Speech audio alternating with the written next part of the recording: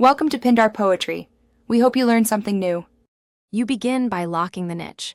Pick a specific problem you can solve consistently. Once chosen, register a short domain and pick hosting. Self-hosted gives control, hosted is faster.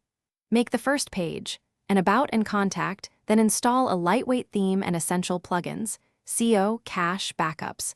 You do this now because momentum matters. Getting content live beats perfect design. Make sure to set one primary keyword for your first post and verify site loads in under 3 seconds. Now you create the content that attracts readers. Draft 3-pillar posts centered on core keywords and solve real user questions. Use clear headings, short paragraphs, and add 1-3 images with alt text for accessibility and SEO. Once done, add internal links to connect posts and one call to action, newsletter, course, or lead magnet. Make sure meta titles and descriptions are tailored, and test the mobile layout so readers don't bounce. This stage builds credibility and search visibility. You finish by launching with a promotion plan. Share each post across targeted social channels, niche communities, and email to friends. Track performance with analytics, watch traffic, bounce rate, and conversions, then iterate based on data.